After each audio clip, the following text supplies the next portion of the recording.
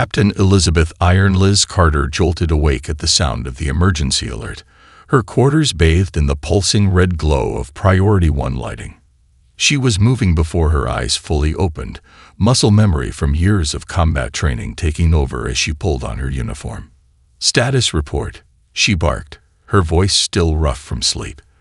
The ship's AI, responded with its characteristic crystalline clarity.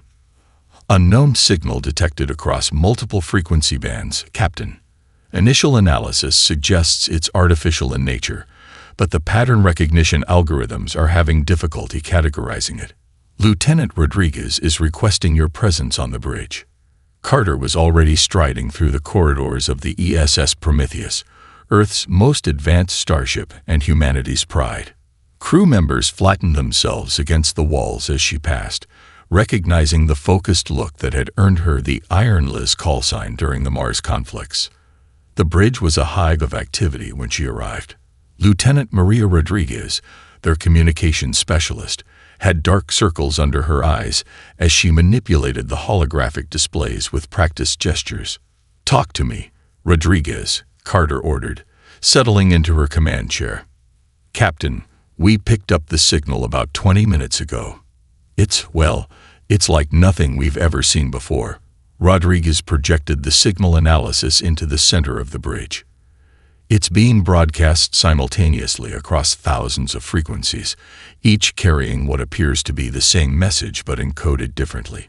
Some use mathematical sequences, others use binary, and there are dozens of methods we haven't even begun to decode yet. Whoever sent this really wanted to make sure they were understood," Carter mused, studying the shifting patterns. Analysis. The AI's avatar shimmered into view, a translucent blue figure composed of flowing data streams. The signal bears hallmarks of extreme technological sophistication, Captain, but also desperation.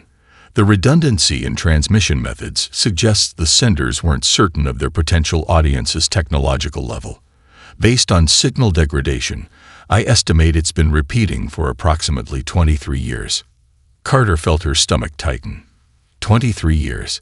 How many people had heard this call and chosen to ignore it? "Can you decode the message?"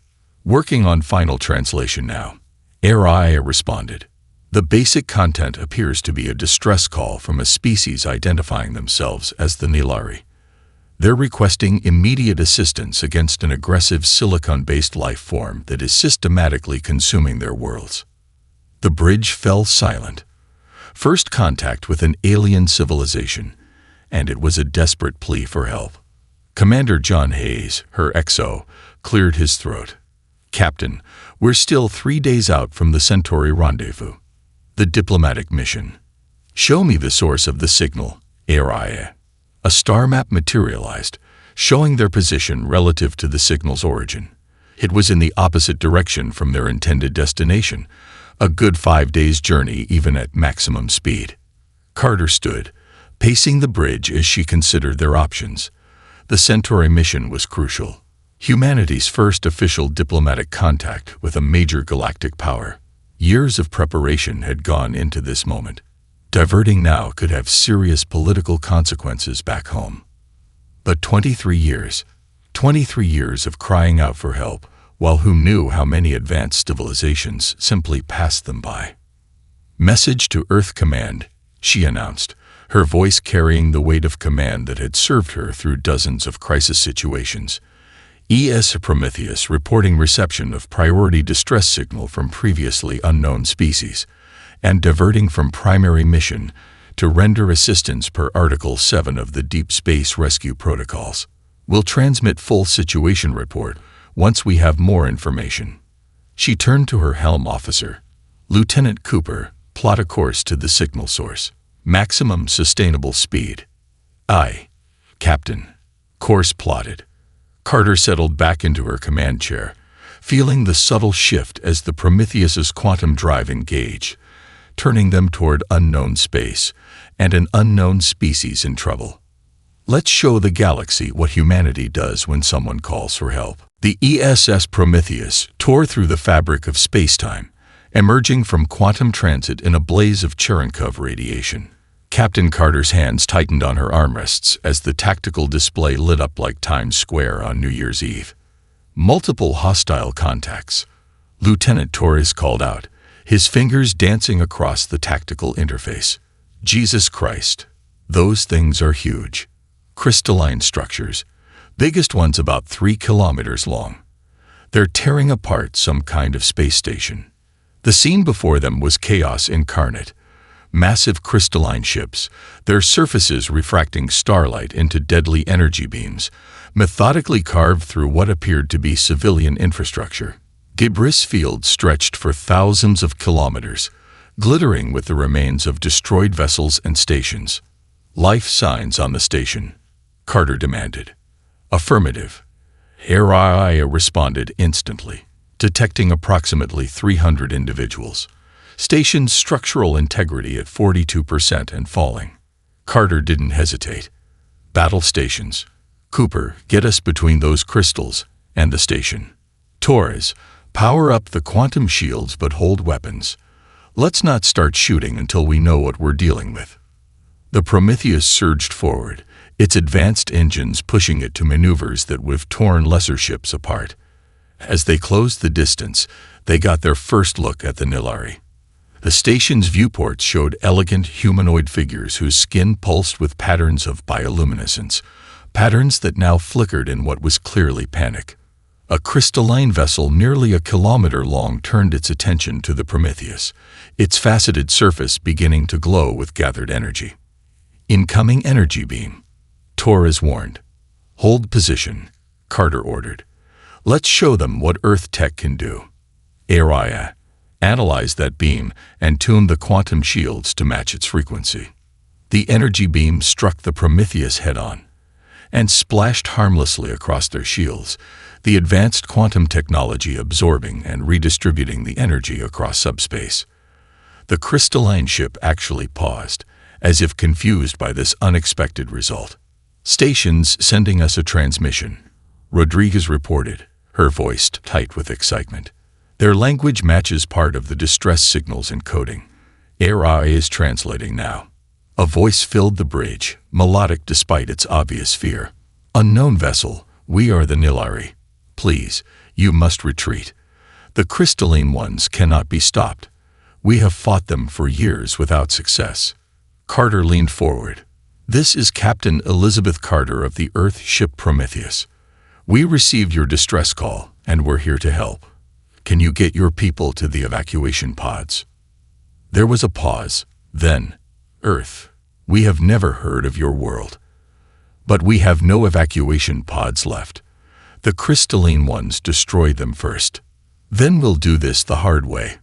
Carter turned to her crew. Torres, extend our shields around that station. Williams, get transporters online. We're going to beam them out. Cooper, be ready to get us out of here the second we have them aboard. The crystal ships, apparently recovered from their surprise, began to converge on the Prometheus. Energy beams lanced out from multiple directions, all splashing harmlessly against the quantum shields. Shields holding at 92%, Torres reported. Whatever they're using, our quantum tech can handle it. But they're trying to surround us. Let them try, Carter growled. Williams, status on those transporters. Ready, Captain. We've got the Nilari life signs locked. Their biology's different enough that the pattern buffers needed some quick adjustments, but we're good to go. Do it. The next 3 minutes were controlled chaos as the Prometheus's advanced transporters hummed to life, beaming hundreds of confused and terrified Nilari directly into their cargo bays and emergency shelters. Medical teams were already standing by, along with first contact specialists. Last group aboard. Williams called out. Get us out of here, Cooper. Nice and steady. Let them see they can't touch us.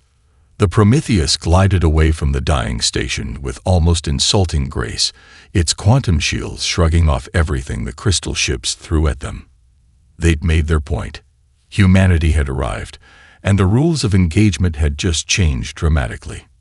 In the main cargo bay, Carter stared at their new guests, watching their skin pulse with patterns that the xenobiologists would later identify as expressions of awe and disbelief.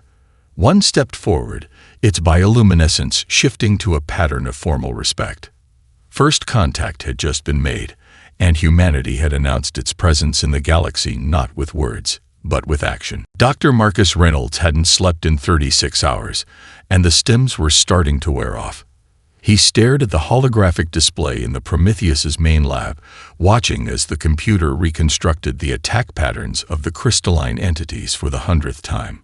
"You're missing something," he muttered to himself, running a hand through his disheveled gray hair. Run it again, but this time overlay Earth's crystal formation algorithms from the Mars Terraforming Project. "An interesting hypothesis, Doctor," the AI responded. The display shifted, showing two patterns side by side. Correlation detected. The crystalline entities' movement patterns share a 73% similarity with natural crystal growth structures. Reynolds straightened in his chair. "Show me their attack patterns from the last engagement, but filter out all tactical movements. I want to see only their positioning relative to the mineral deposits they were targeting." The display changed again, and Reynolds felt his heart skip a beat. "My God! Get the captain down here. Now." Captain Carter arrived minutes later, followed by the Nilari ambassador, whose bioluminescent patterns showed what they'd learned was curiosity mixed with skepticism. "This better be good, Reynolds. We're about to start evacuating the outer colonies." "Oh, it's good." Reynolds manipulated the display. "Look at this. We've been thinking about these creatures all wrong.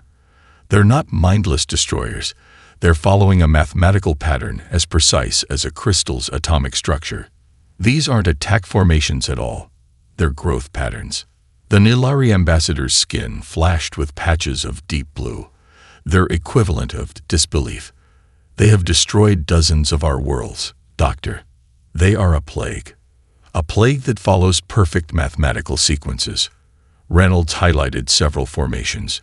"Captain, these entities aren't just shaped like crystals.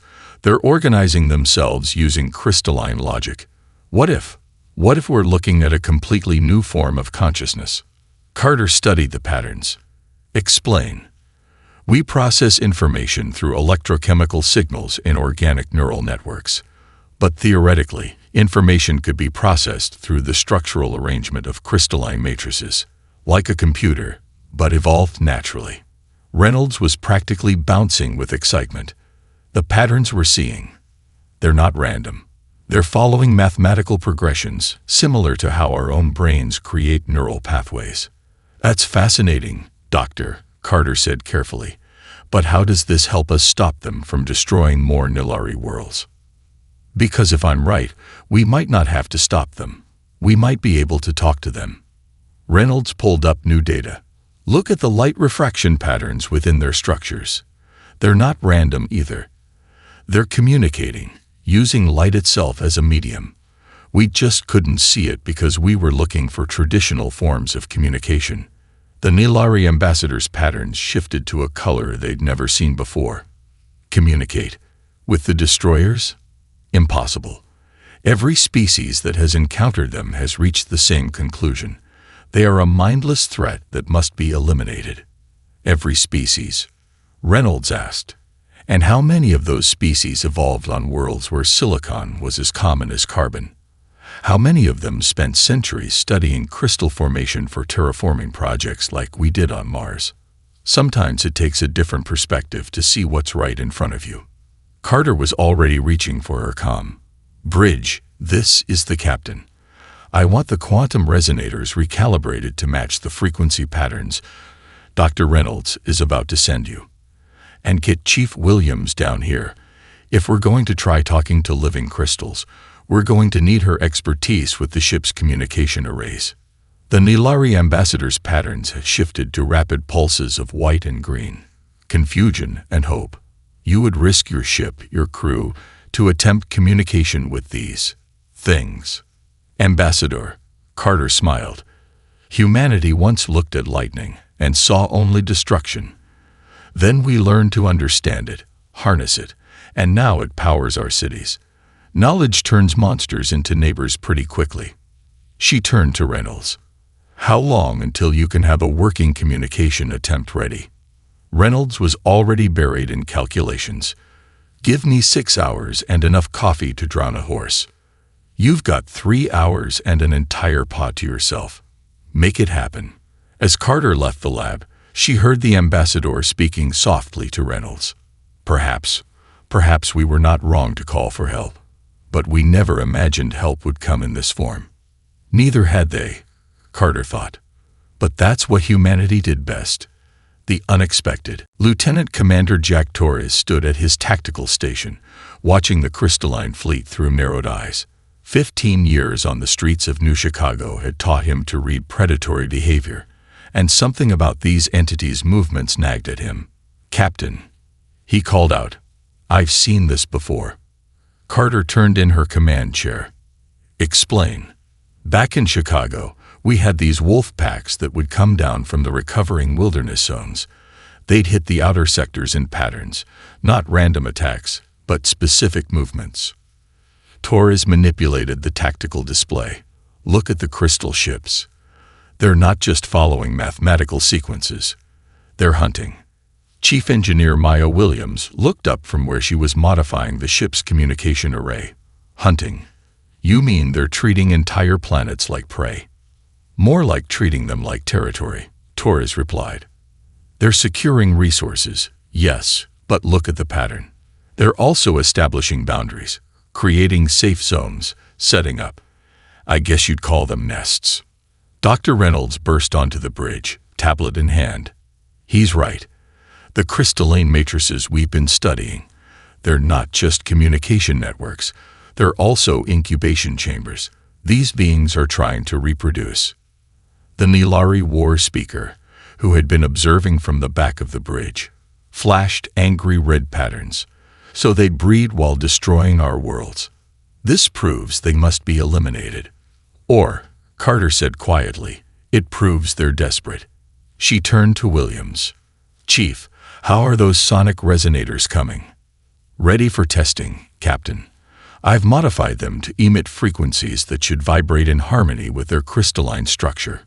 If Dr. Reynolds is right about their communication method, this might let us say hello, assuming they want to listen." Carter nodded. "Torres, if these were wolf packs back in Chicago, how would you approach them?" "Carefully," he replied without hesitation. "Show strength but not aggression. Make it clear you're neither prey nor predator. And most importantly, respect their territory while establishing your own." "Good. That's exactly what we're going to do." Carter stood, addressing her crew. "This is going to be a two-pronged approach. Williams, you and Reynolds will attempt communication. Torres, coordinate with tactical to establish a clear boundary around the Nilari evacuation fleet. Show them we can protect our territory without threatening theirs." The Nilari war speaker's patterns flickered with disbelief. "You would attempt diplomacy while also preparing for battle." "No," Carter corrected. "We're attempting to understand a new life form while ensuring everyone's safety. Humanity learned a long time ago that you can extend a hand in friendship while keeping the other hand ready to defend yourself." Williams' console suddenly lit up. "Captain, I'm detecting harmonic resonance from the nearest crystal ship. They're responding to our test signals." "On screen," Carter ordered. The main view screen showed complex patterns of light dancing through the crystalline vessel's structure. Reynolds rushed to analyze them. "It's mathematical again," he reported excitedly. "But not just random numbers. They're responding with their own variations on the sequences we sent. They're curious about us. And look at their formation," Torres added. "They've shifted to match our defensive posture, mirror positioning. That's pack behavior, establishing mutual boundaries." Carter allowed herself a small smile. "Williams, continue the mathematical exchange. Torres, maintain our defensive screen, but adjust our ships to mirror their movements. Show them we understand the dance. Reynolds, see if you can start introducing more complex concepts once we've established basic communication. The Nilari war speaker watched in amazement as the human crew coordinated these seemingly contradictory actions with practiced ease. How? How can you do both? Our military advisors said we must choose, fight or flee. There is no middle ground with such creatures. That's where they went wrong, Carter replied, watching as crystal ships and human vessels began a careful orbital dance. The universe isn't binary. Sometimes the best path forward is to be ready for anything while hoping for everything. Humanity learned that lesson through countless first contact scenarios back on Earth, with animals, with different cultures, even with our own eye. She turned to face the war speaker fully. We're not just fighting or talking. We're learning. And if there's one thing humans do better than anyone else, it's adapt to new situations. Captain, Williams called out, they're sending a new pattern. I think they're trying to tell us something. Carter smiled. Then let's make sure we're ready to listen. Tommy Chen was nobody special. At least, that's what he'd always told himself. Just a junior communications officer who happened to be good with patterns. But as he stared at the streaming data from the crystalline ships, something clicked.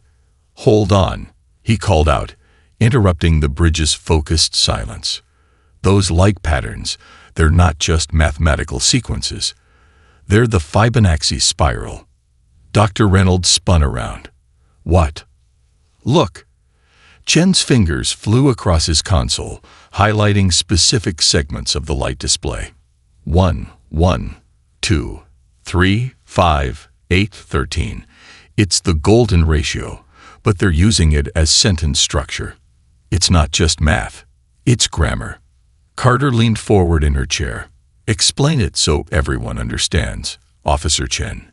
Chen swallowed hard, suddenly aware all eyes were on him.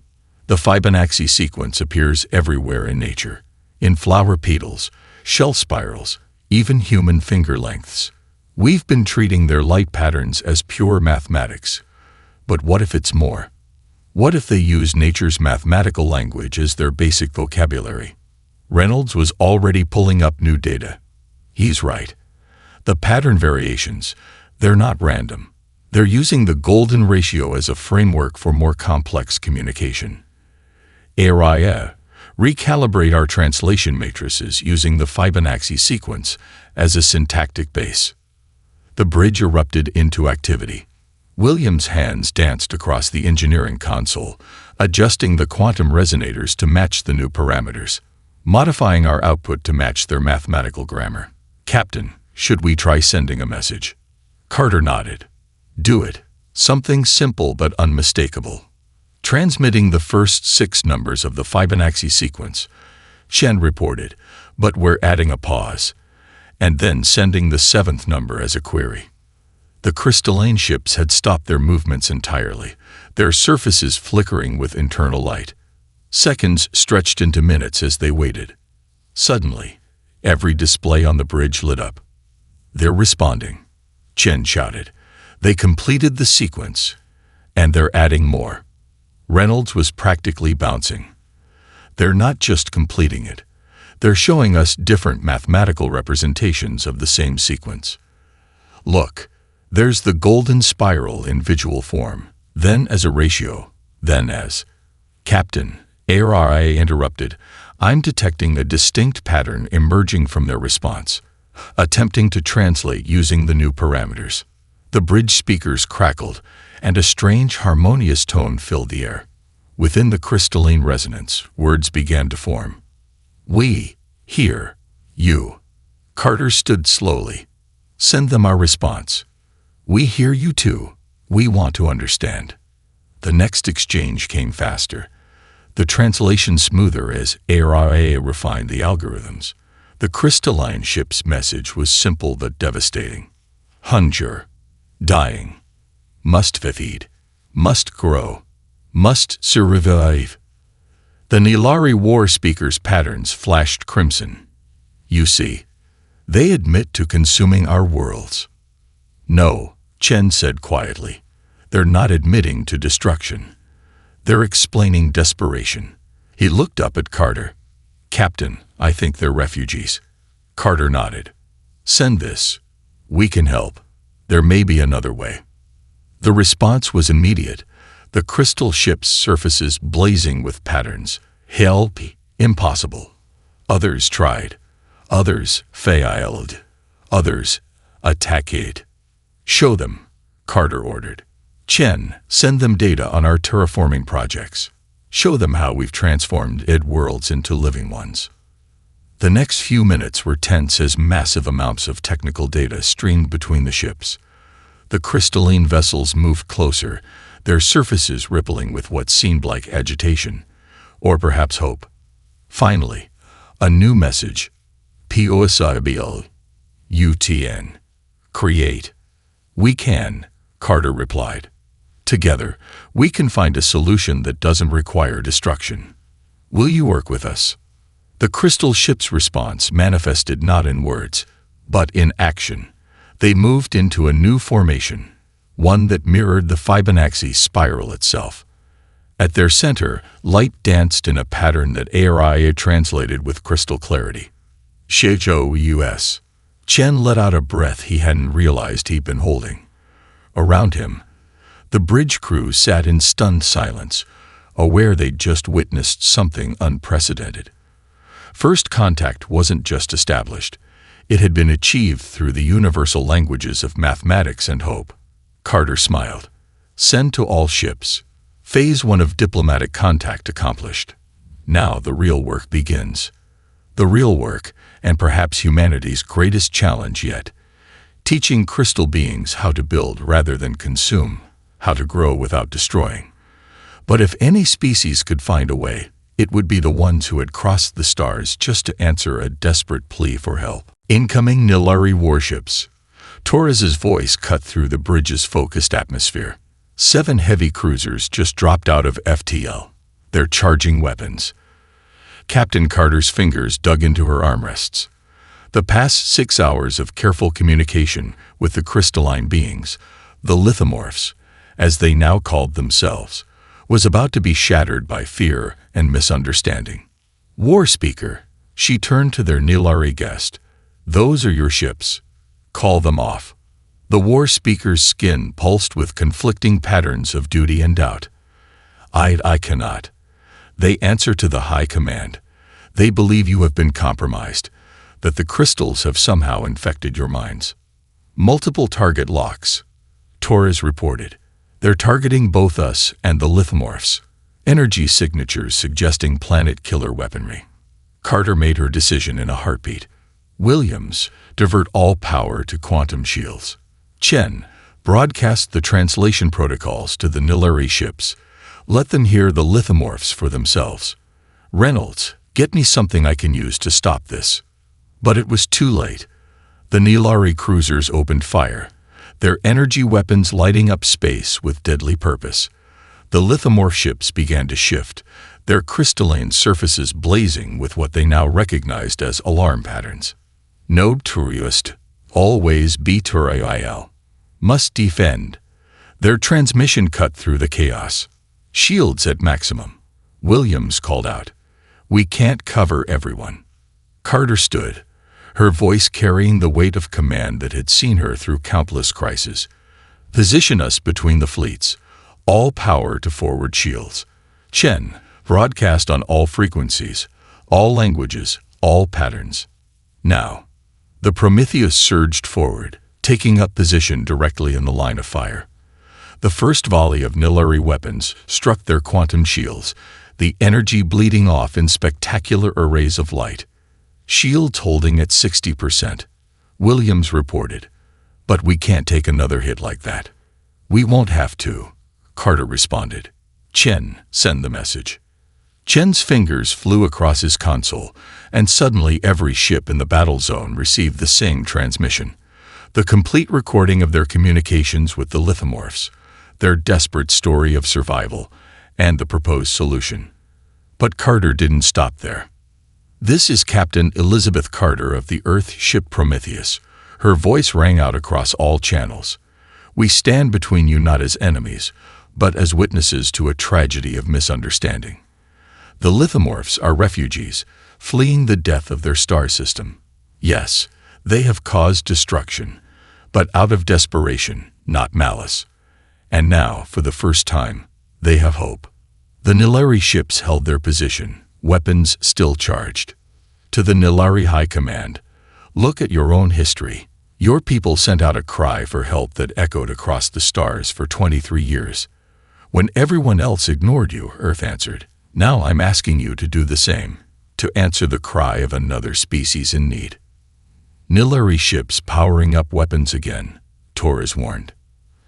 To the lithomorphs, Carter continued, her voice never wavering. Show them what you showed us. Show them you can choose a different path. For a moment, nothing happened. Then, slowly, the lithomorph ships began to change. Their surfaces shifted, forming complex crystalline patterns that spelled out a single message in brilliant light, visible to every ship in the area. We choose peace. The Nilari ship's weapon signatures began to fade. Captain, Chen reported, excitement in his voice. Incoming transmission from the Nilari flagship. They're asking for the terraforming data. Carter allowed herself to breathe. Send them everything. And get me a secure channel to their commander. It's time we all had a long talk about the future. As the crisis diffused around them, the war speaker approached Carter, his patterns showing a complex mix of emotions. How did you know they would listen? Carter smiled tiredly. Because sometimes the bravest thing isn't firing your weapons. It's being willing to take a hit while standing up for what's right. Humanity learned that lesson the hard way, many times over. It's about time we put it to good use out here among the stars. Chief Engineer Maya Williams stood in the Prometheus's main engineering bay, surrounded by a mix of human, Nilari, and crystalline technology that would have seemed impossible just days ago. The holographic display before her showed their target. A rogue planet drifting at the edge of the Nilari system. The mineral composition is perfect, she explained to the gathered team. High concentrations of silicon, germanium, and rare earth elements. But making it viable for lithomorph colonization, that's going to take everything we've got. Dr. Reynolds nodded, his eyes scanning the geological data. The core is still molten. That's good. We can use that heat for energy generation. But maintaining a stable crystalline growth environment on this scale, it's never been done before. A shimmer of light indicated the presence of the lithomorph representative, their crystalline form interfacing directly with the ship's systems. Their response came through Chen's modified translator. Triviatus attemptes failed. Environment unstable. Growth impossible. Williams grinned. Impossible is what humans do best. She pulled up the schematics she'd been working on. Look at this. We combine Earth's geothermal tapping technology with Nilari energy distribution systems and lithomorph crystal growth patterns. The planet's core becomes your primary energy source, feeding directly into growth chambers that follow your natural reproduction cycles. The Nilari chief scientist, whose name translated roughly to Seeker of Hidden Paths, flashed patterns of cautious optimism. Our energy matrices could be modified to support such a system, but the power requirements are massive, Williams finished. That's why we're going to steal a page from Earth's history. Remember how we transformed Mars? We're going to build a Dyson web, not around the sun, but around the planet's core. A crystalline lattice that captures and channels geothermal energy directly into growth systems. The lithomorph's surface rippled with complex patterns. Interesting, co-and-CVT. But deep deployment, challenging. That's where you come in, Reynolds interjected. Your natural ability to form crystalline structures at atomic levels. It's perfect for creating the initial framework. The Nilari energy technology guides and stabilizes the growth, and our terraforming experience ties it all together. Williams brought up another display, this one showing the project timeline. Phase 1. We drill to the core, using modified Nilari mining technology. Phase 2. Lithomorph seed crystals are planted to begin the energy web. Phase 3. We establish the first growth chambers while the web expands. Each phase builds on the previous one, creating a self-sustaining ecosystem. The engineering bay erupted in technical discussions, three vastly different species finding common ground in the language of science and innovation.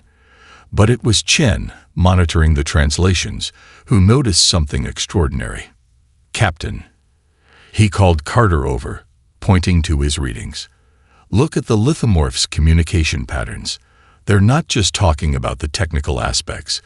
They're expressing excitement. I think they're happy."